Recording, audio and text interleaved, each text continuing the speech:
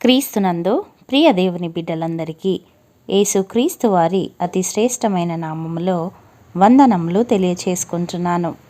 నేటి దిన ధ్యానాంశము ఇర్మియా 17వ అధ్యాయము 9వ వచనము. హృదయము అన్నిటికంటే మోసకరమైనది, అది ఘోరమైన వ్యాధి కలది, దాన్ని గ్రహింపగలవాడెవడు? ప్రియులారా, మన హృదయ ఆలోచనలు మనలను ఎప్పుడూ పాపమునకు ప్రేరేపిస్తూ లోకంలోని సుఖభోగాలను అనుభవించమని మనలను ప్రేరేపిస్తూ ఉంటుంది. అంతేకాక అది మనలను తప్పుదోవ పట్టించవచ్చు. దురాలోచనలు, నరహత్యలు, వ్యభిచారములు, వేశ్యాగమనములు, దొంగతనములు, అబద్ధ సాక్ష్యములు, దేవదూషణలు హృదయంలో నుండి వచ్చును అని ప్రభువు సెలవిస్తుంటున్నారు. దేవుని చిత్తము చేయకుండా దేవుని ఇష్టానికి విరుద్ధమైన పనులను మన హృదయము సమర్థిస్తుంటుంది. మరి నీ హృదయపు ఆలోచనలు ఏ విధముగా ఉన్నవి? దావీదు కుమారుడైన అబ్షాలోము హృదయ ఆలోచనలు ఎప్పుడూ చెడ్డవిగా ఉండడం వలన చివరకు ప్రాణాలు కోల్పోయినాడు. ఎస్తేరు కాలంలోని హామాను యొక్క హృదయ ఆలోచనలు కూడా ఎప్పుడూ చెడ్డవిగా ఉండడం వలన అతడు కూడా ప్రాణాలు కోల్పోయినాడు. ప్రియులారా, ఈ దినాన ఈ వాక్యమును వింటున్న నీ హృదయపు ఆలోచనలు ఏ విధముగా ఉన్నవి? అవి మంచివిగా ఉన్నవా లేక చెడ్డవిగా ఉన్నవా? వాటిని మనము ఎలా పసిగట్టగలము అంటే, అనుదినము వాక్యమును చదువుతూ వాక్యమును ధ్యానించడము, ప్రార్థన చేయడము, దేవునిని స్తుతించడము ద్వారా మన హృదయంలో ఉన్న ఆలోచనలు బయటపడతాయి. ఎందుకనగా దేవుని వాక్యము రెండంచుల ఖడ్గము వంటిది. అది మన హృదయం యొక్క తలంపులను, ఆలోచనలను ప్రతిరోజు పరిశీలించును.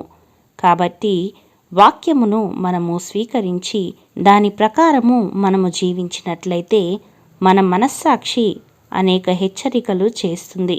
తద్వారా చెడ్డ ఆలోచనలకు ఇక మన హృదయంలో తావు ఉండదు. కాబట్టి ప్రియులారా, మన హృదయంలో పుట్టే ఆలోచనలు తెలుసుకోవడానికి పరిశుద్ధాత్మ సహాయమును మనము అడుగువారముగా ఉండాలి. ఎందుకంటే హృదయములను పరిశోధించేది దేవుడే.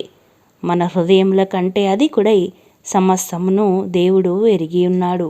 మన హృదయ ఆలోచనలు చెడ్డవి అయిన ఎడల వెంటనే వాక్యపు వెలుగులో మన హృదయములను సరిచేసుకుని వారముగా ఉండాలి. మన హృదయ ఆలోచనలు మంచివైనట్లయితే ఇంకా ఎక్కువగా మన హృదయాన్ని వాక్యపు వెలుగులో నడిపించుకోవాలి. మన హృదయాలను ఎప్పుడైతే దేవుని వైపునకు త్రిప్పుతామో పరలోక రాజ్యం వైపు మన హృదయ ఆలోచనలు ఉంటాయి. కానీ లోకంలో ఉన్న వాటిపైన ఇకను ఉండవు. కాబట్టి ప్రియులారా, నీ హృదయ ఆలోచనలు ఏ విధముగా ఉన్నవో ఒకసారి పరిశీలించుకొని దానిని సరిచేసుకో. ఎందుకనగా మన హృదయము మన యందు ఆయన ఎదుట దోషారోపణ చేయను. అప్పుడు నరకము నుండి మనలను తప్పింపగలవాడెవడు?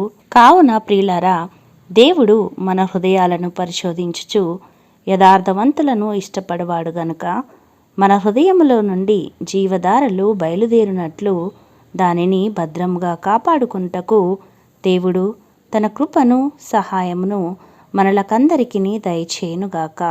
ఆమెన్. ప్రార్థించుకుందాము. పరిశుద్ధుడవైన మా దేవా, పరలోకపు రాజా, మీ పరిశుద్ధమైన నామమును బట్టి తండ్రి మీకు వందనములు.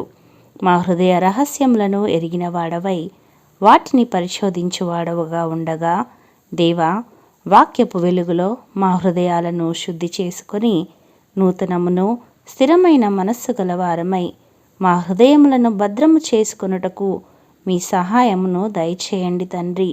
అనుదినము మీ వాక్యము ద్వారా మా జీవితాలను సరిచేస్తూ మంచి మార్గములో మేము మా జీవితాలను కొనసాగించుటకు నీ కృపను మాకు అనుగ్రహించుమని యేసయ్య పరిశుద్ధ నామములో ప్రార్థించి వేడుకొనుచున్నాము పరమ తండ్రి. ఆమెన్.